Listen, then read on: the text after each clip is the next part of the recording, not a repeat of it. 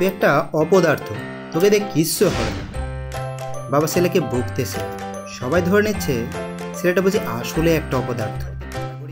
কিন্তু আসলেও কি অপদার্থ? না, এটা ভুল ধারণা। তবে হ্যাঁ, এটা ঠিক, ছেলেটা আর যাই হোক ঠিক পদার্থ নয়। কিন্তু এর জন্য দায়ীটা কে বলুন তো? কিছু পেলেন?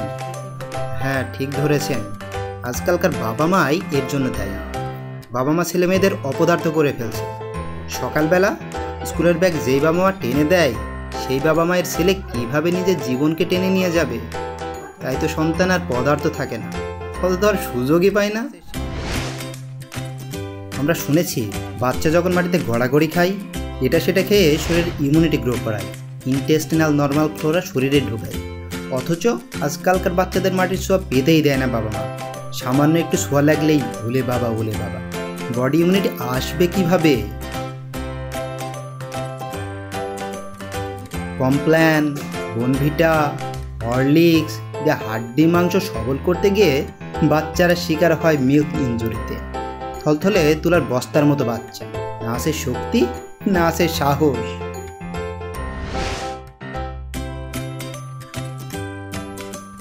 এখনকার বাবা মা দুইজনেই চায় চাকরি করতে, নইলে স্ট্যাটাস থাকে না। দুইজনে নিজের পায়ে দাঁড়াতে চায় তাদের সন্তানের ভবিষ্যতের জন্য। বাচ্চার জন্য আয় করতে গিয়ে বাচ্চাকে রেখে যায় কাজের বুয়ার কাছে। বাবা মা দুইজনেই চলে যায় সকালে আর ফিরে সেই রাতে। আর এদিকে বুয়া হয়ে যায় বাচ্চার বাবা মা সব। বাচ্চাও কাজের বুয়ার আচরণ রপ্ত করে, যোগ্যতা হয় কাজের বুয়ার মতো। অথচ একটু আয় কম করে বাচ্চাকে সময় দিলে বাচ্চা আসল মানুষ হতো। এখন বাচ্চার সময়কে 4 ভাগে ভাগ করা যায়। তার ভিতর বাবা মা 10%, কাজের বুয়া 50%, আর স্কুলে কাটায় 20%, আর বাচ্চা ঘুমিয়েই কাটায় 20%। তাহলে বাচ্চাকে পদার্থ বানাতে আপনি কতটুকু সময় দিলেন?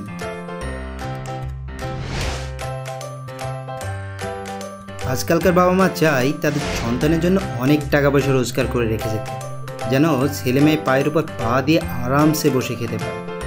কিন্তু আপনি কি ভুলেও ভেবে দেখলেন এতে করে আপনার নতুন প্রজন্মের কি ক্ষতি করে গেলেন? আপনার কষ্টের টাকা বাচ্চা আরাম করে যখন খাবে, তখন সে আর কষ্ট করে ইনকাম করা শিখবে না, পায়ের উপর পা দেয়াই থাকবে। আর যখন বাস্তবতার মুখোমুখি হয়ে মুখ থুবড়ে পড়বে, তখন আর কিছুই করার থাকবে না। আপনি আয় করুন, টাকা রেখে যান, ঠিক আছে, কিন্তু তার আগে সন্তানকে পরিশ্রম করতে শেখান।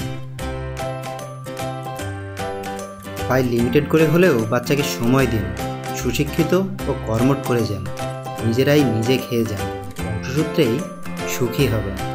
তখন আর বাচ্চাকে অপদার্থ বলে আফসোস করতে হবে না, বাচ্চা কঠিন পদার্থ হিসেবেই গড়ে উঠবে।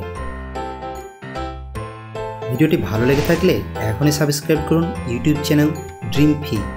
নতুন স্বপ্নের খোঁজে আবার ফিরে আসব আপনার কাছে।